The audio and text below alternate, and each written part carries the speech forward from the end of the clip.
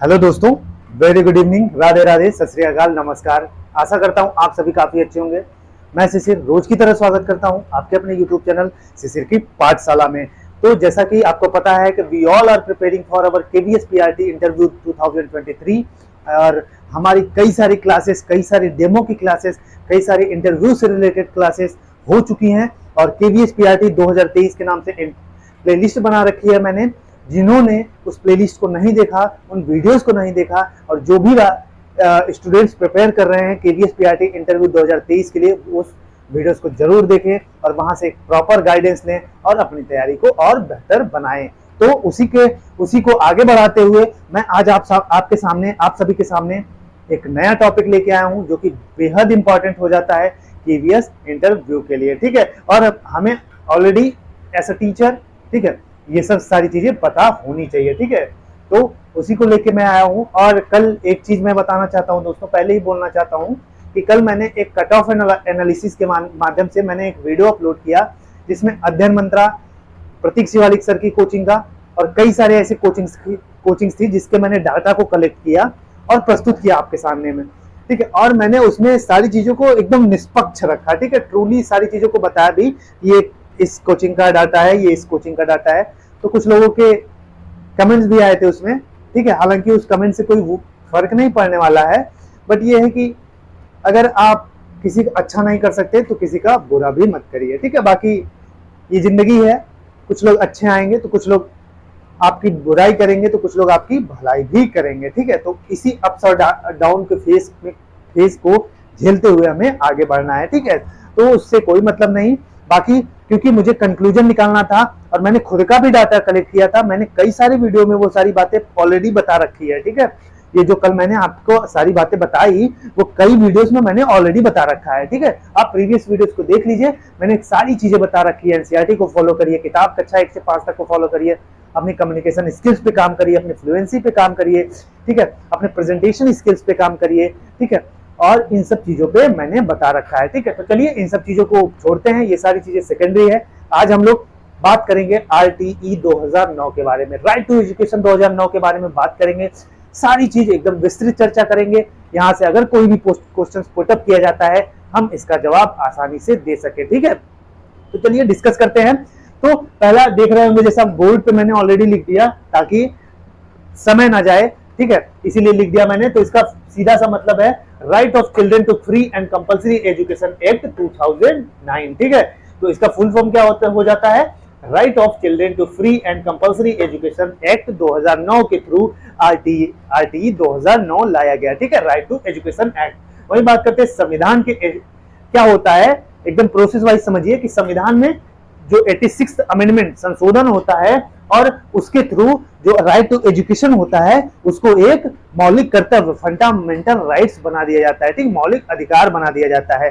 पहले यह नहीं था, तो क्या होता है कि आरटीई को मौलिक कर्तव्य बनाने के लिए, मौलिक अधिकार बनाने के लिए क्या होता है, 86वां संविधान संशोधन होता है और उसको मौलिक अधिकार बना दिया जाता है। किसको, आरटीई 2009 को। वही बात करते हैं अगली कड़ी में। तो आर्टिकल 21A 86वां संविधान संशोधन होता है, उसके तहत आर्टिकल 21A को जोड़ा जाता है। ठीक है, क्या जोड़ा जाता है, आर्टिकल 21A।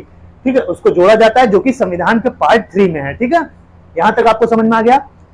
बात करते हैं फंडामेंटल राइट। ठीक है, फंडामेंटल राइट आपसे वहां से क्रॉस क्वेश्चन, जैसे ही आप बताते हैं तो आपसे वहां से क्रॉस क्वेश्चन किया जा सकता है। तो फंडामेंटल राइट सीधा सा बात हमारे मौलिक अधिकार होते हैं जो आर्टिकल 12 से लेके 35 तक होते हैं। ठीक है, तो जिसमें क्या आर्टिकल 21 क्या है, आर्टिकल 21 के बारे में अगर आपसे पूछते हैं तो सीधी सी बात है, राइट टू लीव या right to life with liberty. ठीक है, हमें गरिमापूर्ण जीवन जीने का अधिकार इसमें है, आर्टिकल 21 में है। ठीक है, और 21A में पूछते हैं तो क्या है हमारा इसमें यही जोड़ा जाता है, right of children to free and compulsory education. ठीक है, आगे बात करते हैं ये कब इंप्लीमेंट हुआ, कब से लागू हुआ, इनेक्ट हुआ। तो ये 1 अप्रैल 2010 से लागू हुआ। ठीक है, इसके आगे कड़ी बात करते हैं तो एक संशोधन और होता है तथा आर्टिकल 45। ठीक है, आर्टिकल 45 जो है उसमें पहले क्या व्यवस्था थी, आर्टिकल 45 में कि 6 से 14 साल के बच्चों के लिए शिक्षा की व्यवस्था सरकार करेगी। तो एक संशोधन और होता है और आर्टिकल 45 आता है, जिसमें पहले से व्यवस्था रहती है कि जो बच्चों की कक्षा 6 से 14 साल के बच्चों के लिए शिक्षा की व्यवस्था सरकार करेगी। तो इसी के तहत क्या होता है कि जो आर्टिकल 21A है हमारा मूल अधिकार बन जाता है, और उसके बाद क्या होता है, इसमें संशोधन करके आर्टिकल 45 में कहा गया कि 0 से 6 वर्ष के, ठीक है, 0 से 6 वर्ष के बच्चों के लिए स्वास्थ्य एवं पोषण की देखभाल भी सरकार करेगी। ठीक है, तो आई होप सो यहां तक समझ में आ गया होगा आपको।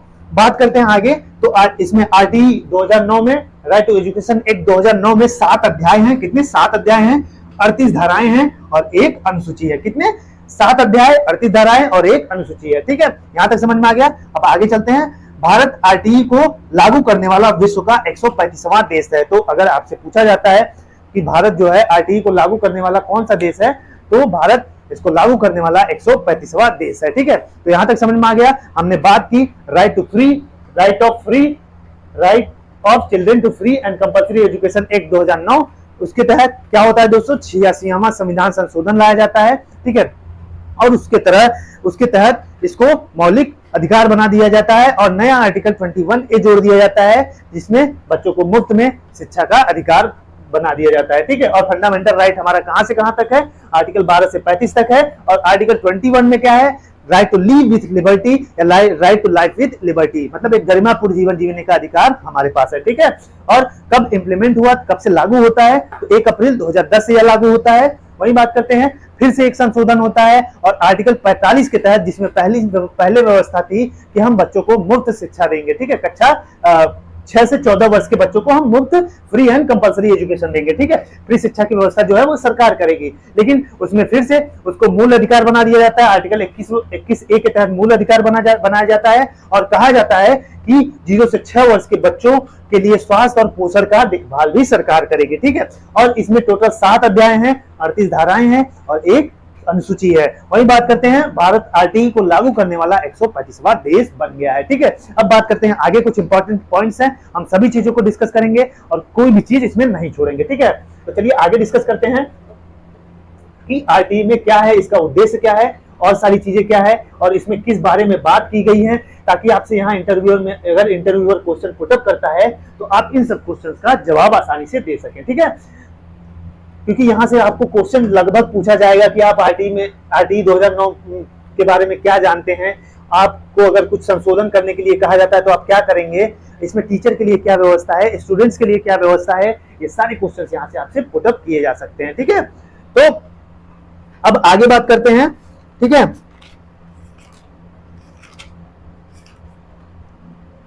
तो आरटीई एक्ट के उद्देश्य के बारे में बात करते हैं दोस्तों। किसके बारे में? आरटीई एक्ट 2009 का उद्देश्य क्या है। ठीक है, ऑब्जेक्टिव।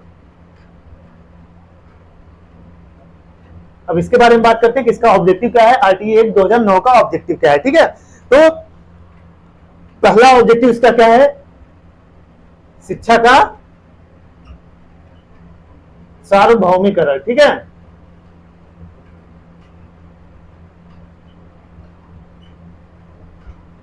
तो इसका पहला ऑब्जेक्टिव क्या है, शिक्षा का सार्वभौमिकरण करना। ठीक है, वही बात करते हैं दूसरा ऑब्जेक्टिव, इसका उद्देश्य क्या है, तो दूसरा यही है कि 6 से 14 वर्ष के बच्चों के लिए 6 से 14 वर्ष के बच्चों के लिए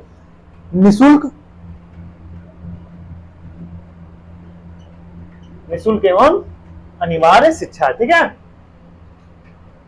तो ये ऑब्जेक्टिव पूछा जा सकता है आपसे कि बताइए आरटीई 2009 का ऑब्जेक्टिव क्या है, उसका उद्देश्य क्या है। तो पहला ऑब्जेक्टिव हो जाता है शिक्षा का सार्वभौमिकरण करना, मतलब टीचिंग को क्या है, यूनिवर्सलाइजेशन करना। ठीक है, और दूसरा है 6 से 14 वर्ष के बच्चों के लिए निःशुल्क एवं अनिवार्य शिक्षा। वहीं तीसरी बात करते हैं तो इसका उद्देश्य क्या हो जाता है, गुणवत्तापूर्ण। ठीक है,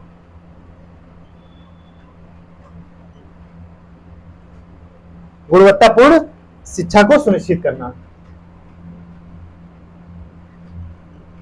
शिक्षा को सुनिश्चित करना। ठीक है,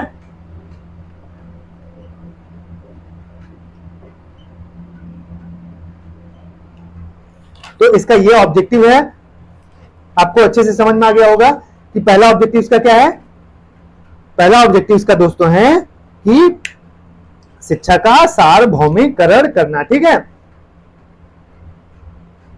आपको ये काफी अच्छे से समझ लीजिए इसका ऑब्जेक्टिव क्या है। आपसे पूछा जा सकता है तो आपको बताना पड़ेगा। तो शिक्षा का सार्वभौमिकरण करना, ठीक है, बच्चों का 100% एनरोलमेंट करना स्कूलों में, ठीक है, और वहीं 6 से 14 वर्ष के बच्चों के लिए निःशुल्क एवं अनिवार्य शिक्षा, इसका दूसरा ऑब्जेक्टिव हो जाता है। वहीं तीसरा है क्वालिटी एजुकेशन प्रोवाइड करना। जो भी बच्चे हैं हमारे पीआरटी वाले बच्चे हैं या जो भी अपर प्राइमरी वाले हैं, इन सभी को क्वालिटी एजुकेशन देना, शिक्षा में गुणवत्ता लाना, शिक्षा को और अच्छा बनाना, इसका मेन ऑब्जेक्टिव हो जाता है। ठीक है, तो यहां तक आपको चीजें समझ में आ गई कि ऑब्जेक्टिव क्या है इसका। तो मेन ऑब्जेक्टिव उसको हमें अपने दिमाग में रखना है। यहां से आपसे चीजें पूछी जा सकती हैं। ठीक है, कि आरटीई 2009 का ऑब्जेक्टिव क्या है। अब आगे चलते हैं इसी कड़ी में, इसमें और क्या क्या बात की गई उसके बारे में हम डिटेल चर्चा करेंगे। ठीक है,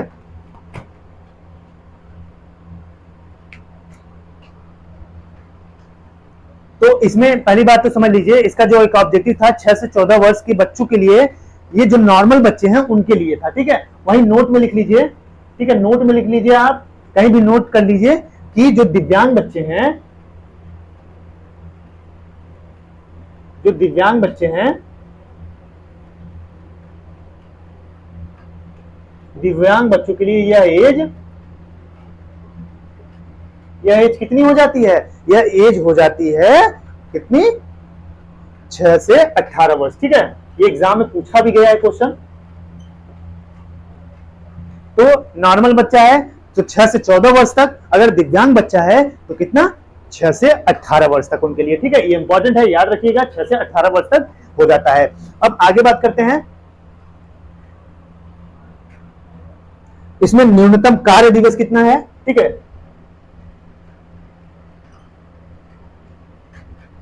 न्यूनतम कार्य दिवस,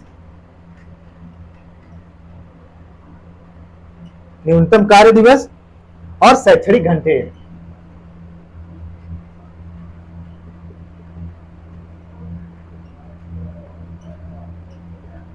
और शैक्षणिक घंटे। इसका यह मतलब हुआ दोस्तों कि एक टीचर के लिए न्यूनतम बच्चों को कितना पढ़ाना है, कितने दिन काम करना है, और कितने हवर्स की टीचिंग करनी है, कितने घंटे की टीचिंग करनी है। ठीक है, तो इस पे बात करते हैं।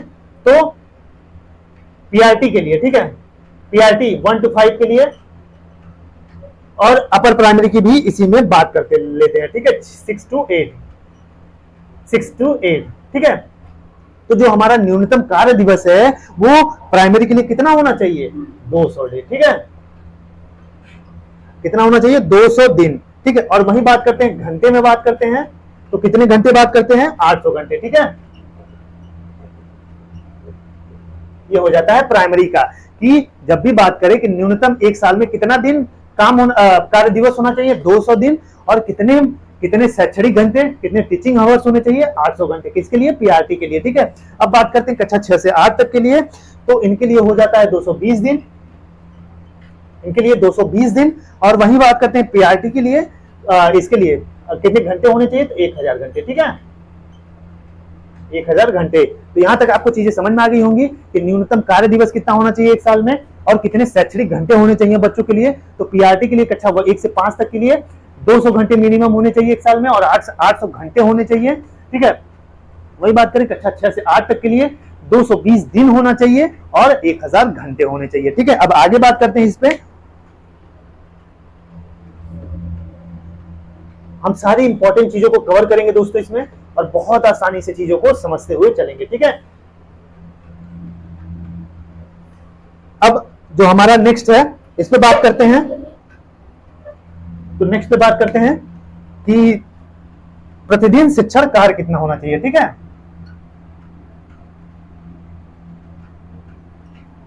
प्रतिदिन शिक्षण कार्य, एक दिन में कितना शिक्षण कार्य होना चाहिए। ठीक है, प्रतिदिन कितना शिक्षण कार्य होना चाहिए। ठीक है, तो पीआरटी के लिए 1 to 5 के लिए कितना होना चाहिए दोस्तों, इतना होना चाहिए 4 घंटे। ठीक है, मिनिमम 4 घंटे एक दिन में पढ़ाई होनी चाहिए। और वही बात करते हैं 6 to 8 के लिए, 6 to 8 के लिए कितना हो जाता है, 6 to 8 के लिए 4.5 घंटे। ठीक है, ये सब इंपॉर्टेंट चीजें याद रखिएगा कि प्रतिदिन शिक्षण कार्य कितना होना चाहिए। तो पीआरटी के लिए कक्षा 1 से 5 के लिए कम से कम 4 घंटा, ये आरटीई में बात की गई है, और 6 to 8 के लिए 4.5 घंटा। नेक्स्ट पे चलते हैं।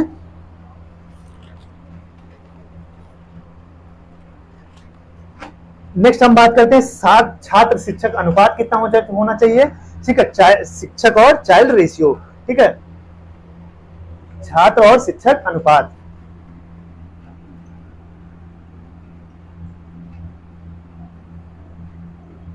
छात्र शिक्षक रेशियो। ठीक है, जिसको हम हिंदी में अनुपात कहते हैं। तो टीचर और पीपल रेशियो क्या होना चाहिए, इसके बारे में बात करते हैं। तो टीचर पीपल रेशियो जो होना चाहिए दोस्तों, पीआरटी में बात करते हैं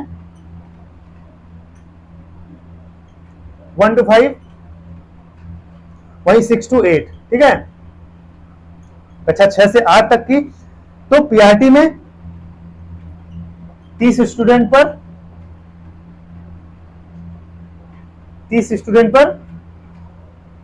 एक टीचर होना चाहिए। ठीक है, 30 बच्चों पर एक टीचर होना चाहिए पीआरटी में। वही बात करते हैं कक्षा 6 से 8 तक के पीपल रेशियो कितना होना चाहिए। तो 6 से 8 तक के लिए 35 स्टूडेंट्स पर एक शिक्षक होना चाहिए। ठीक है, तो दोस्तों थोड़ा लाइट की वजह से थोड़ी सी इशू आ गई थी। तो हम बात कर रहे थे छात्र शिक्षक अनुपात की, जो कि धारा 25 में दिया गया है। ठीक है, छात्र पीपल टीचर रेशियो के बारे में जिक्र किया गया है किसमें, आरटीई 2009 में। तो क्या है, पीआरटी जो कक्षा 1 से 5 तक के बच्चे हैं उस पे 30 बच्चों पर एक टीचर होना चाहिए मिनिमम। वही बात करते हैं कक्षा 6 से 8 तक की बात करें तो 35 बच्चों पर मिनिमम एक टीचर बात होना चाहिए। और नोट करके लिख लीजिए कि अगर पीआरटी में 200 से ज्यादा बच्चे हो जाते हैं तो जो टीचर पीपल रेशियो है वो 40 बच्चों पर एक टीचर होना चाहिए। ठीक है, तो जैसा कि यहाँ पे लिखा है पीआरटी 1 to 5 30 बच्चे एक टीचर, 6 से 8 तक 35 बच्चे एक टीचर। पीआरटी में 200 से ज्यादा स्टूडेंट होते हैं तो 40 रेशियो 1 हो जाएगा, 40 स्टूडेंट पर एक टीचर हो जाएगा। अब घर से विद्यालय की दूरी की बात करते हैं। तो पीआरटी में मिनिमम घर से 1 किलोमीटर होना चाहिए। जो कि प्राइमरी वाले बच्चे हैं उनको उनके घर से मिनिमम स्कूल जो होना चाहिए 1 किलोमीटर होना चाहिए। वही बात करते हैं कक्षा 6 से 8 की बात करें तो मिनिमम घर से 3 किलोमीटर की दूरी पर विद्यालय होना चाहिए। अब आगे बात करते हैं साप्ताहिक घंटे की बात करते हैं। तो एक सप्ताह में जो टीचर है उसके लिए कितने घंटे प्रोवाइड होने चाहिए, तो एक सप्ताह में मिनिमम 45 घंटे टीचर को मिलने चाहिए। अब बात करते हैं अगली चीज की, जो इंपॉर्टेंट आर्टिकल्स हैं, जो महत्वपूर्ण धाराएं हैं, तो उसके बारे में जिक्र कर लें। तो धारा 3 की बात करते हैं। तो धारा 3 में क्या कहा गया है कि जो 6 से 14 वर्ष के बच्चे हैं उनको फ्री एंड कंपल्सरी एजुकेशन देना है, वो इस चीज का जिक्र धारा 3 में ही किया गया। अब आइए आगे महत्वपूर्ण धाराएं हैं उसके बारे में बात कर लेते हैं। ठीक है, जो आगे इंपॉर्टेंट धाराएं हैं उसके बारे में हम जिक्र करेंगे। महत्वपूर्ण धाराओं के बारे में एटलीस्ट हमें पता होना चाहिए।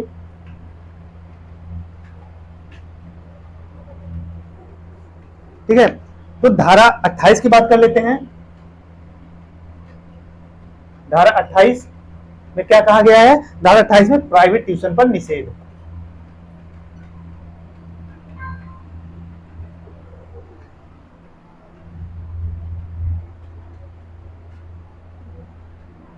प्राइवेट ट्यूशन पर निषेध। ठीक है, और वहीं बात कर लेते हैं धारा 17 की।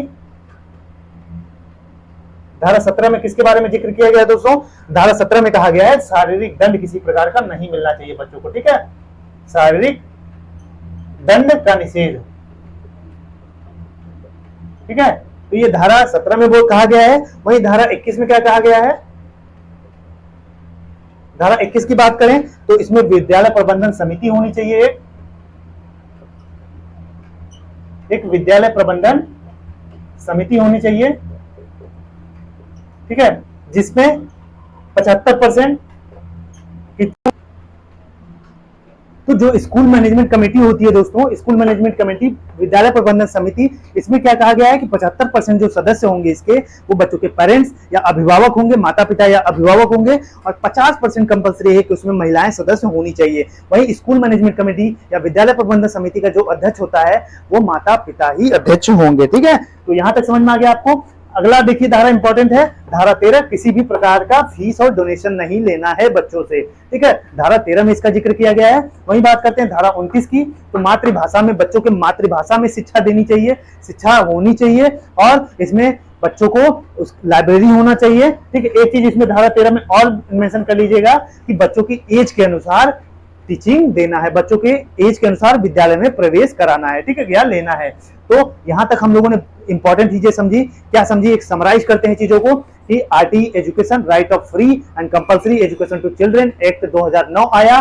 ठीक है, 86वां संविधान संशोधन होता है, 86 संविधान संशोधन होता है, जिसके तहत इसको मौलिक अधिकार बना दिया जाता है, फंडामेंटल राइट बना दिया जाता है, और आर्टिकल 21A अनुच्छेद 21A जोड़ दिया जाता है। ठीक है, और इसमें क्या है, इसमें बच्चों को कहा जाता है 6 से 14 वर्ष के बच्चों के लिए फ्री, मुफ्त में एवं अनिवार्य शिक्षा मिलनी चाहिए। ठीक है, वहीं पे आगे भी संविधान संशोधन होता है, और 45 जो आर्टिकल 45 है, अनुच्छेद 45 के तहत, उसमें पहले क्या था कि बच्चों को 6 से 14 वर्ष के बच्चों को फ्री एंड कंपलसरी एजुकेशन मिलना चाहिए। उसमें संशोधन करके और कहा जाता है कि बच्चों को पोषण और शिक्षा भी सरकार देगी। ठीक है, 6 से 14 वर्ष के बच्चों के लिए।